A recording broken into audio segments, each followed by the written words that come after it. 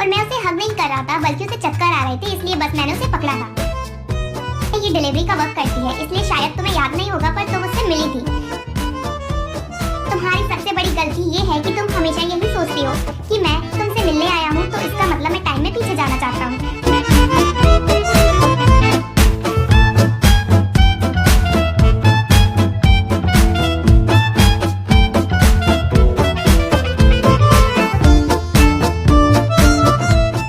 Hello दोस्तों, अगर आपने इस ड्रामा के पिछले पार्ट नहीं देखे तो पहले आप उन्हें देख लें।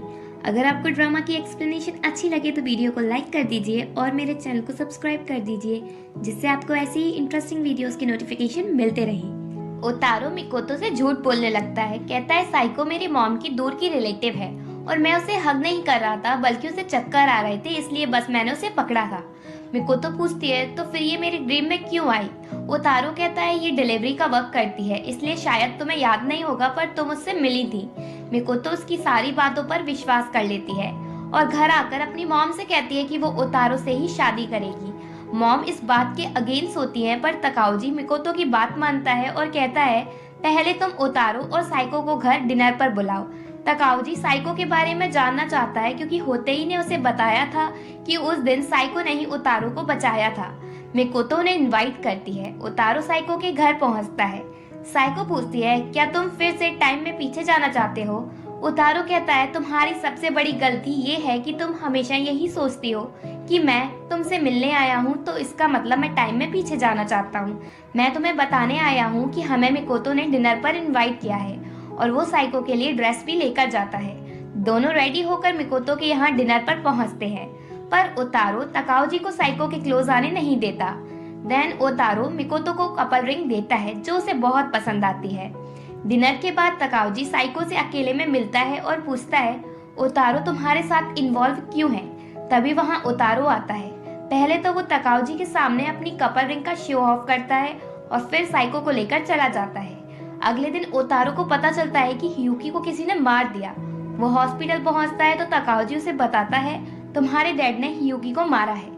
एक्चुअल में ओतारो के डैड ह्यूकी से मिलने आए थे पर वहाँ गुंजी ने अपना असिस्टेंट लगा रखा था डॉक्टर बनाकर और उसने ह्यूकी को मारा और सारा इल्जाम ओतारो के डैड पर डाल दिया। ओतारो को विश्वास नहीं होता कि उसके डैड ने ह्यूकी को मारा है। साइको उससे कहती है मैं तुम्हें किस करती हूँ जिससे तुम टाइम में पीछे जाकर सब सच पता कर सको। ओतारो कहता है कोई जरूरत नहीं है, वैसे भी वो एक अच्छे फादर नहीं है। वो शिप एक्सीडेंट के बाद से हम सबको छोड़कर चले गए। उन्होंने कभी हमारे बारे में नहीं सोचा, इसलिए मुझे पीछे जाकर कोई सच नहीं जानना। इधर तकाउजी साइको के बारे में सोच रहा होता है और फिर वो उसे ढूंढता हुआ उसके घर तक पहुंच जाता है। साइको से देखकर भागती है। वो उसे रोकता है और कहता है अगर तुम भागी तो इसका मतलब है तुम मुझसे अपना कोई सीक्रेट छुपा रही हो। साइको से कोई जवाब नहीं देती। तभी वहाँ ओतारो पहुंचता है और कहता है तुम साइको का सीक्रेट जानना चाहते हो ना, मैं तुम्हें बताता हूँ। और वो तकाउजी के सामने उसे किस करता है और समय में 7 दिन पीछे चले जाते हैं जहाँ तकाउजी को कुछ याद नहीं होता। ओतारो और साइको जल्दी से हॉस्पिटल पहुंचते हैं ह्यूकी को बचाने, जहाँ उन्हें रास्ते में ही किलर मिल जाता है। ओतारो समझ जाता है कि किलर यही है क्योंकि उसके पास नाइफ होता है, तो ओतारो उसे पकड़ने भागता है पर पकड़ नहीं पाता।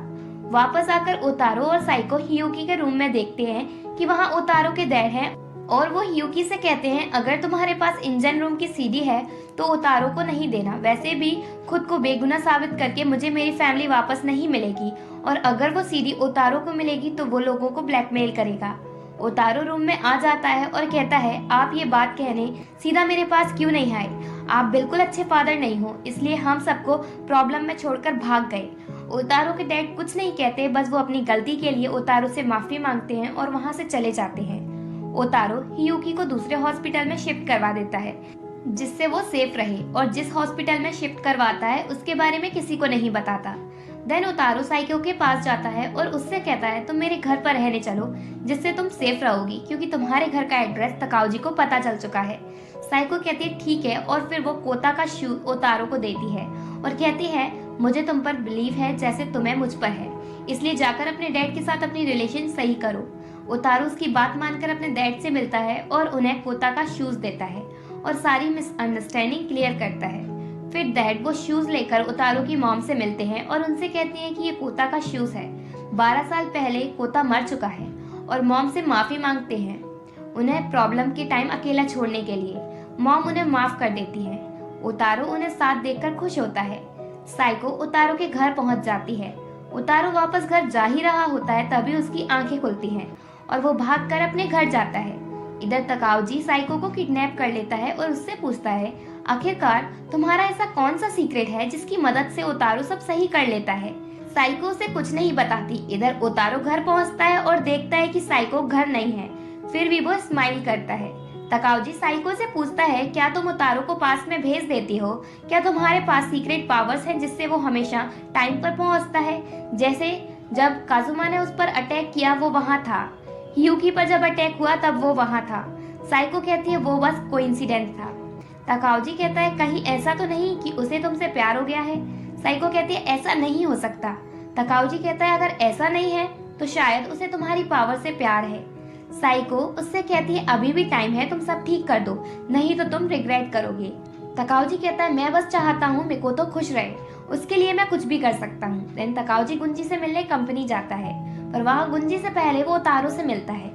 उतारू उससे पूछता है साइको कहाँ है? अगर तुम मुझे नहीं बताओगे तो मैं पुलिस में तुम्हारी रिपोर्ट कर दूंगा। तकाउजी कहता है तुम साइको के लिए वरिड हो तो पहले तुम्हें किडनैपर की डिमांड सुननी चाहिए। उतारू कहता है कहीं तुम साइको का सीक्रेट तो नहीं जानना चाहते? मैं तुम्हें बता दूं उसका कोई सीक्रेट नहीं है। उसी टाइम वहाँ गुंजी आता है और उतारू वहाँ से चला जाता है। देन उतारू मिकोतो से मिलता है। वो उससे कहती है हमें ट्रिप पर चलना चाहिए जिससे हम अपने फ्यूचर को लेकर प्लान बना सके। उतारू कहता है ठीक है। अगले दिन दोनों ट्रिप पर जाते हैं। इधर तकाउजी साइको के पास होता है। साइको उससे कहती है तुम और मैं सेम है, मैं ये सब उतारू की खुशी के लिए कर रही हूँ और तुम मिकोतो की। तकाउजी कहता है मैं मिकोतो की खुशी के लिए ही चाहता हूँ कि उतारू उससे दूर रहे, क्योंकि मुझे पता है वो उससे प्यार नहीं करता बल्कि वो सिर्फ उसके पैसों से प्यार करता है। मिकोतो और उतारू किसी जगह पहुँचते हैं। मिकोतो उससे पूछती है तुमने मुझसे झूठ क्यों कहा कि साइको तुम्हारी रिलेटिव है? उतारू कहता है मैं तुम्हें आज सच बताता हूँ, साइको 12 साल पहले उस शिप में थी और मैंने उसे बचाया था। इसके बाद उतारू को किसी का कॉल आता है और वो मिकोतो को अकेला छोड़कर वहां से भाग जाता है। थोड़ी देर बाद मिकोतो के पास ह्यूकी आता है। उतारू साइको के पास पहुंचता है क्योंकि उसी जगह तकाउजी ने साइको को किडनैप कर रखा है।